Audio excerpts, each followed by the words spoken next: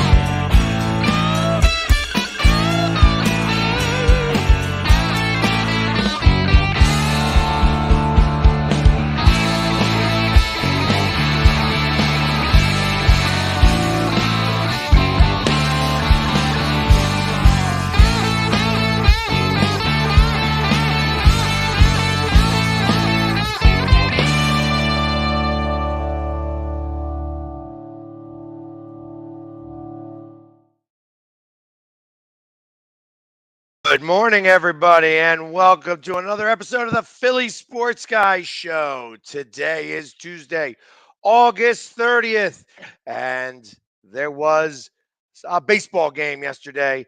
It started out great, didn't end so hot, and we'll get right to it.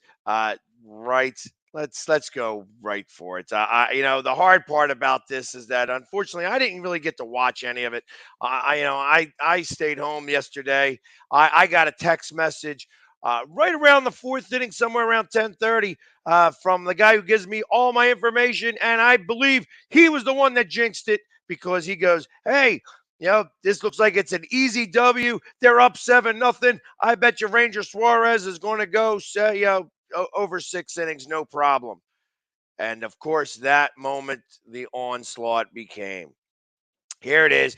They get the Phillies score two in the first, one in the second, one in the third, three in the fourth. 7-0 starting off this game.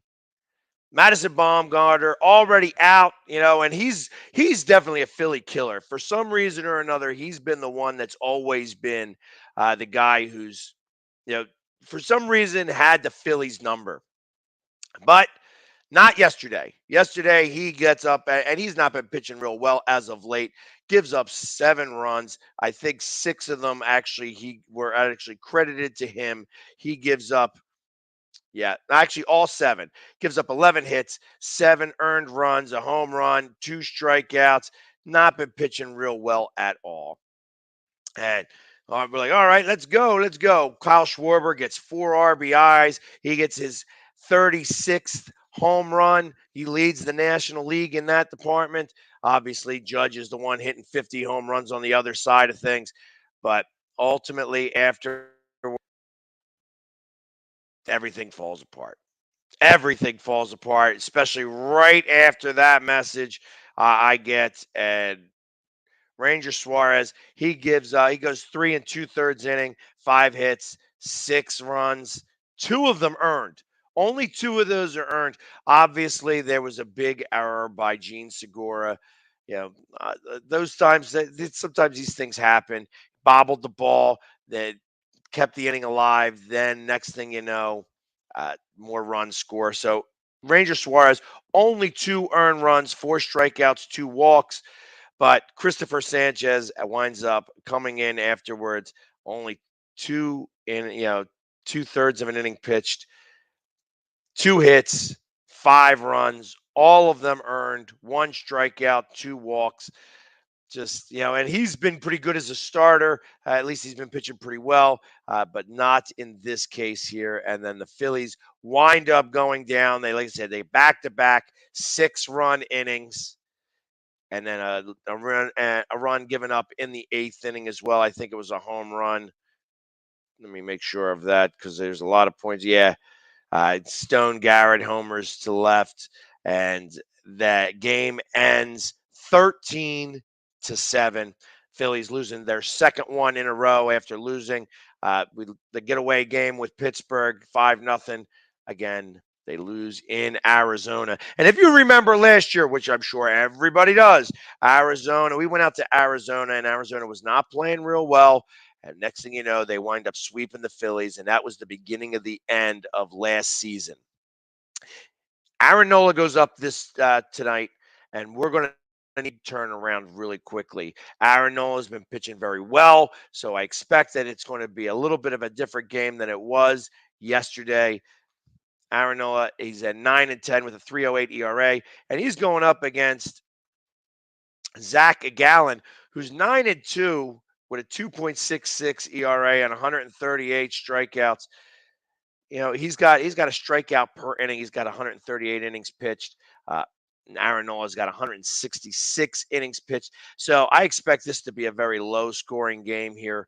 We're going to need to be able to get the bats working early. Let's get this guy out of the game and see if we can come away with a win. It's going to be important. We need to break the snide against Arizona. Not only did they lose 3 in a row last time, so this is our 4th loss in Arizona in a row from what I remember, and I don't even know if it goes back a couple of years where we haven't won maybe a game even longer than that. So it's 4 in a row that Arizona has beaten us. Arizona is not a great team. However, they are doing actually pretty well right now. I think they're on a 4-game winning streak. They are 7 games under 500. They've been slowly battling back to 500, but the Phillies have got to take care of business. So they are 15 games above 500. The Padres won. The Brewers won. So they both catch up a game from yesterday. So we cannot continue to do this. We have to make sure to win these games, especially and beat the teams that we have to beat. And this is one of these teams that we absolutely have to beat because we go here and then we're going up to San Francisco, another team that's not playing very well. Obviously, San Francisco lost again yesterday. Padres, they were still trying to fight to stay in the wild card hunt. They were winning a couple of games, but obviously losing to the Padres is a setback a little bit.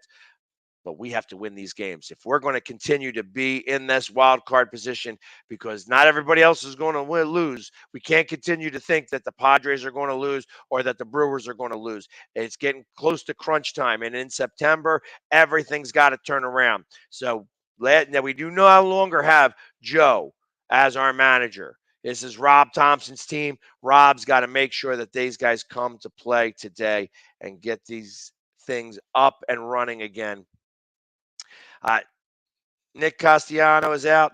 You know what? Obviously, let's give him a couple of days rest. I hope he comes back much stronger. But Chris, I am blaming you for this loss. You sent me that text message yesterday. Chris is my guy. He always gives me all my information, and I really do appreciate it. He's always quick on the draw. So the reason why the Philly Sports Guy is up to date is all because of Chris. Because he keeps up to date on every news story that comes out and makes sure that I am aware. But he jinxed them yesterday. He definitely jinxed them. Said that this is going to be a very easy game for the for the Phillies to win, easy dub.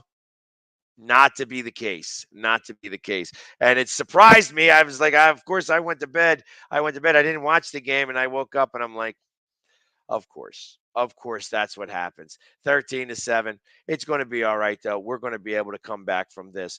Like I said, you just toss that one away. With all the earned runs, it wound up only being 8-7 because obviously, Gene Segura, had he been able to get out of that inning, he probably would have came back strong the following inning, but he wasn't able to get out of the 4th. And unfortunately, that's the way it works sometimes. So we'll see what happens as we move forward here, but obviously this is going to be a big series with the Phillies because we remember how last year this was the downturn. This was what started this slide that slid us out of the playoffs, and the Braves wind up making the playoffs. Can't have the same thing happen again this year.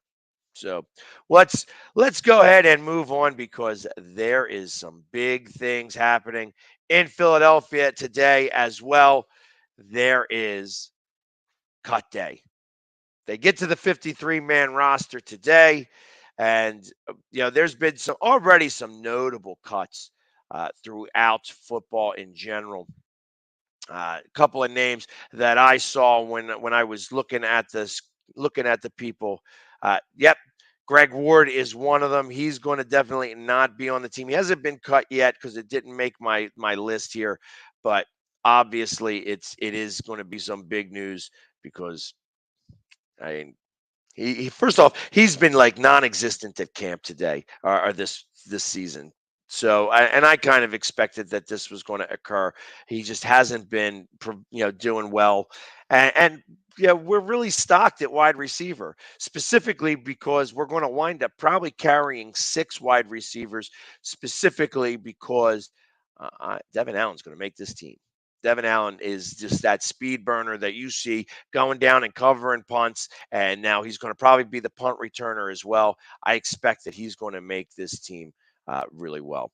So let's talk about guys that have already been cut from the roster. Deontay, yeah, again, we kind of expected him not to make it. Carrick Wheatfall, Lance Lenoir, obviously no names that we can think of yet. William Dunkel, he's gone offensive tackle or offensive lineman, and Jared Williams, an offensive tackle. They didn't make it. Ali Fayyad didn't make it. Jimmy Moreland, Jared Maiden, and Josh Blackwell are the ones that are cut up to this point.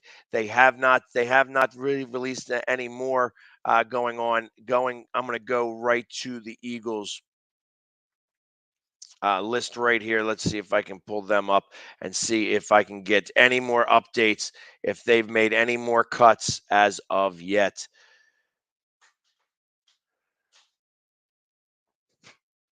They're going to release Greg Ward. They worked out Quandre Mosley, who was a Cowboy. I'm not a big fan of any Cowboys coming to the Eagles. Usually they don't work out really well. Let's see. Bang, bang, bang. Yeah. No other mentions of releases as of yet, but we knew that Greg Ward was going to. Yes, Mohamed Sanu does get released. He didn't have a really good camp either.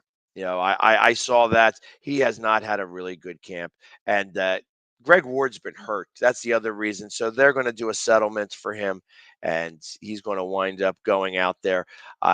He may make it. He may come onto the practice squad, but like I said, he's got 5 weeks yet before he comes out, and he'll get picked up by a squad. He'll definitely get picked up by another team. It's going to be something worthwhile from him.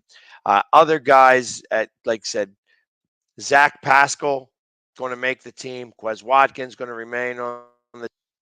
Here's who they think are going to be on the practice squad and not make the team.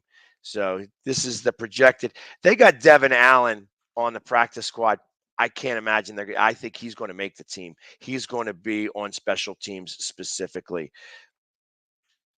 I but because I think he'll get picked up. They're going to put Reed Sennett on the practice squad. He'll definitely remain because he did not have a very good camp at all.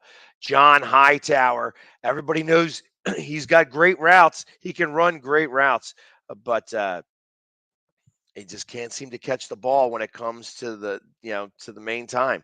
Like when he gets into real games, he just can't seem to put his hands on the ball. So yes, Kenya Drake did go to the Ravens, and a notable from the Ravens, two notables from the Raven, Cravon LeBlanc and Corey Clement, both get cut from the Ravens. They were cut yesterday. Wide receiver Britton Covey is also expected to be in the practice squad. They're going to be keeping a lot of wide receivers, and he's going to be kind of getting onto the special teams. Uh, Josh Sills is an offensive lineman. He's probably going to make the team, and as also with LaRaven Clark, likely going to be on the team on the practice squad. they may get picked up pretty quickly. Same thing with Jack Anderson. These are offensive linemen that are going to wind up on the practice squad. But with all these teams right now, specifically at short, there's a lot of teams that are short of offensive linemen. I expect that everybody is looking at Philadelphia to see what they're going to do, and they're going to be picking the coffers of the Philadelphia Eagles practice squad for all the offensive linemen they can.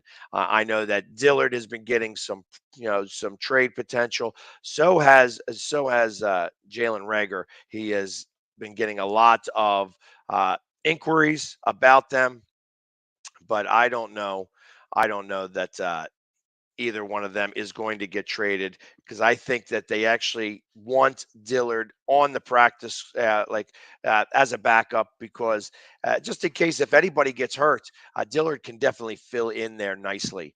He's still a very good offensive lineman and offensive tackle, and if by chance Jordan Mailata gets hurt, he's going to be able to fit right in there fairly well. So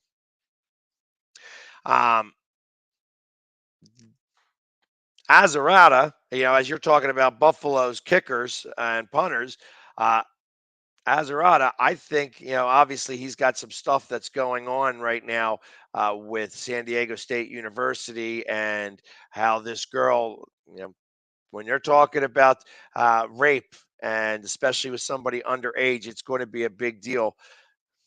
So hopefully things work out with that guy. But I'd keep an asterisk next to his name, because, like I said, if there is a situation where we could use a punter, somebody who can kick it 80 yards is worthwhile having on the team. Let's see who else is going to make the practice squad, or at least projected to make the practice squad. Kennedy Brooks, a running back.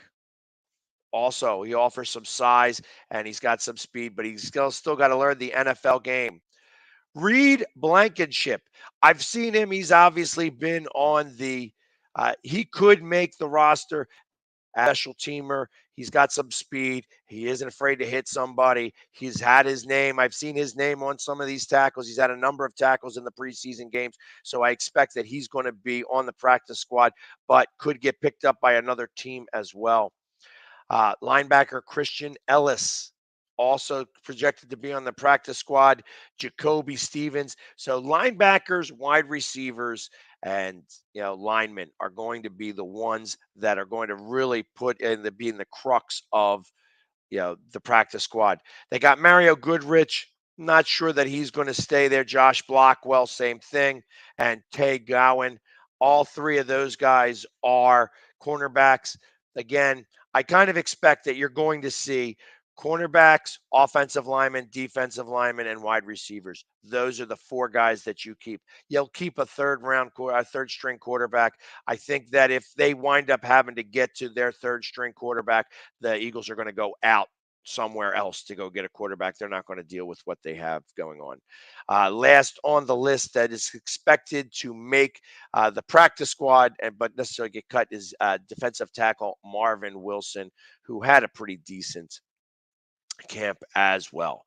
So those are the guys that are expected to make the cut, or at least get onto the practice squad.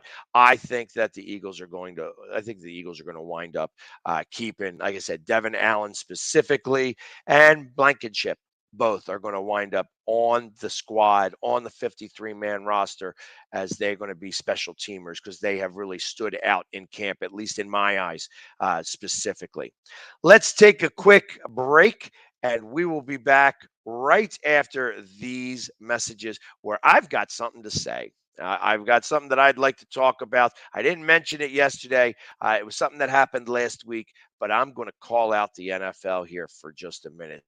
Back right after these commercial messages. I mean, you can see right now, without LeBron, Lakers are struggling.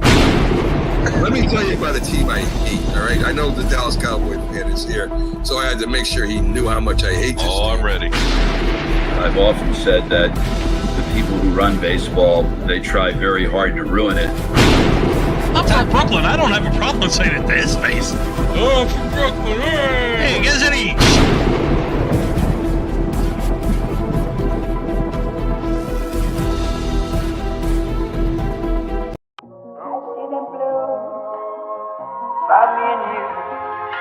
I think to myself,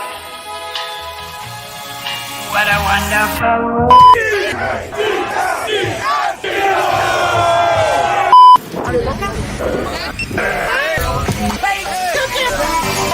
Wait, no, you Okay, gotta go get ahead. me at the random. I'm not prepared.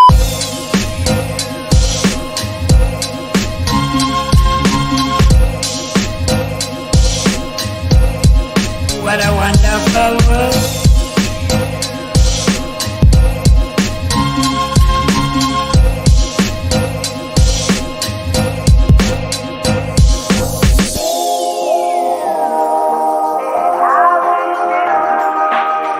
They're really saying I love you.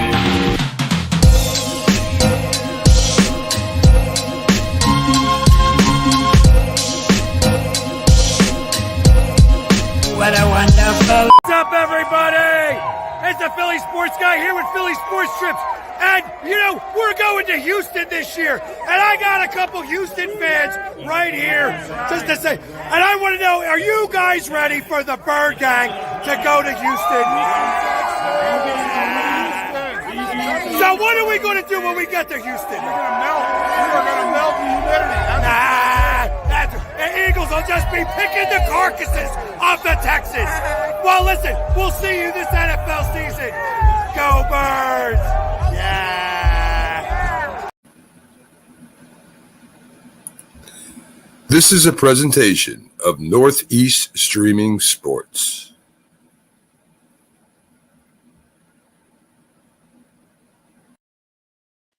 And we're back. And of course, with Northeast, part of the Northeast Streaming Sports Network, but with Philly Sports Trips, excuse me, you know, we're going to all the different games. Yes, we're even going to Dallas. So if you've got no plans for Christmas and you want to get out of the house, get away for the holidays, you can go to Dallas and go watch the Eagles take on the Cowboys on Christmas Eve. They are going down there. So it's going to be a fun trip down there or to any one of the games. We're going to Houston. We're going to Indianapolis. We're going to Chicago. And of course, Washington, where we already have over 800 people going to that game. So get your tickets with Philly Sports Trips. Also, you know, for my 50th birthday, that's right, I'm about to turn 50. We're going to Nashville. The Flyers are going to play the Predators, but that's not even really that important. Going to Nashville is always a great time. So if you want to go hang out with me for my 50th birthday, plan a trip. Let's go to Nashville, go watch the Flyers take on the Predators, and that'll be a lot of fun for my birthday. Let's go. All right, I said I had something that I wanted to talk about, and I absolutely do. There was a story that came out, the video that showed out last week, that showed a practice between the Rams and the Bengals, and obviously during that they had a scuffle, and one of the premier players on the Rams, Aaron Donald, takes a helmet off of one of the Cincinnati Bengals players and starts swinging that at the Bengals players. Actually connects 3 times to somebody's head. And of course, he finally gets pushed down. He gets up and he's ready to swing it again. And so they get broken up. They stop practice after that. They're like, okay, no more. We're gonna end this right now. We don't want any more, extracurricular activities to occur. And on Sunday, I found out from an ex-NFL player that the NFL has no jurisdiction over practices. And because they have no jurisdiction over practices, the Rams are the ones that are going to be doing in-house punishment for Aaron Donald. And of course, they're not going to release what they're doing for punishment. They're just saying that they are going to handle it in-house. And obviously, this is going to get taken care of. And that's the end of it. And of course, there's been nothing else that's been spoken about this. Now, an ex-Eagle, somebody that we know pretty well, Jon Runyan, is the head of player safety in the NFL right now. Because the NFL does not have any jurisdiction over practices, that he's not even going to get to review the tape or see the tapes, because the NFL gets all of the tapes from the practices from every team. Every team's practice, the NFL gets the tapes of. So they do get to see this, but obviously it was a fan who wound up taking that video, and that video was a little grainy. They were able to show it a little bit better, but ultimately, Aaron Donald's going to get away with this scot-free. Now, everybody remembers Myles Garrett, who took the helmet of Mason Rudolph last year and swung it at him. He winds up with a 4-game suspension. Now, he didn't even hit Mason Rudolph, but obviously the big deal was had he did hit him, it would have been probably a much bigger fine, and he could have absolutely gotten arrested because, that's like assault with a weapon. So, yeah, thank God he didn't hit him, and it wound up being 4 games, and that's the end of that. Now, you see this whole thing with Aaron Donald, and nothing's going to come of this. Nothing's going to happen. And I think that that's absolutely ridiculous. With as much as player safety, they got all these players running around, not only with helmets, but with big Q-tips on their helmets. Not to make sure that they have any head injuries. And here it is. You've got one of these players, and it doesn't matter how premier of a player he is, that he takes a helmet off of a guy and starts swinging it recklessly. That is intent to injure. That, as far as I'm concerned, that's intent to injure. And he should have gotten arrested from all that. But the NFL should absolutely step in with this. If they're so worried about player safety, and then here you got a guy who's just swinging a helmet recklessly, banging guys on the head, and everything's just okay. The fact that they are not doing anything and they're not stepping in, that they're not even making any type of statement on this is absolutely ridiculous. I feel that the NFL is, again, they like to turn a blind eye to certain specifically when it suits their convenience. And this is one of those things that does suit their convenience. Aaron Donald, it may be a great player, but he did a bad thing.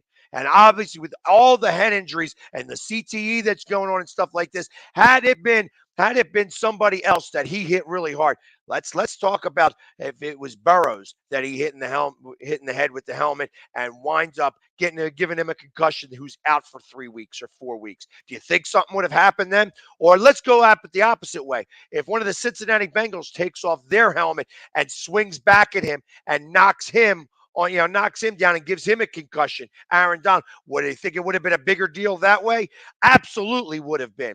The fact that the NFL is not doing anything at all is problem here, is a problem. The NFL should come down. They should give him a 6-game suspension, specifically to put it out there that you are not allowed to be swinging helmets like weapons on people's heads. We are trying to protect the players, and we're trying to protect their heads. And here it is. The NFL turns the blind eye to this incompleteness. And I find that this is absolutely ridiculous. The Eagles don't play the Rams, so it doesn't matter to me one way or another. I don't really care, but I do know that this is two-faced. Where, hey, we're gonna give Myles Garrett a 4-game suspension because it happened in game, but because it happened in a practice on an NFL field or an NFL practice facility, we're not going to let it happen. We're going to let the teams take care of it. And of course, the Rams are like, oh, well, we're going to take care of this in-house. He's going to get disciplined this way. You know how he's getting disciplined? Bad boy. Stop that. Don't do that again. And I think that that's absolutely horrendous. It's a horrendous on the Rams. It's horrendous by the NFL. I really believe that they should do something a lot more than just allow the Rams to deal with this, because of course the Rams are going to deal with this the way they want to, which is doing nothing, because Aaron Donald is one of the best defensive linemen in the game, if not the best defensive lineman in the game. And truth of the matter is that if I was on the other side of this now, after watching all that, maybe I don't know. Maybe I'd go for a little bit of those low cut blocks. Maybe I would go after him in a little bit of a different way. Since he's got special privileges to him, wonder what it would be like if you go out and you cut his knees out from under him. I'm not real big on creating injuries. I'm not that guy. But when you go out of your way to go hitting somebody using a helmet and go swinging at people's heads, you deserve what you get. And I expect that they're going to get some retribution. In the meantime, my half hour is up. Thank you so much for coming in. We'll see you guys tomorrow with another Philly Sports Guy show. I appreciate everybody. Have a great day. And as always, Go Philly. Yeah.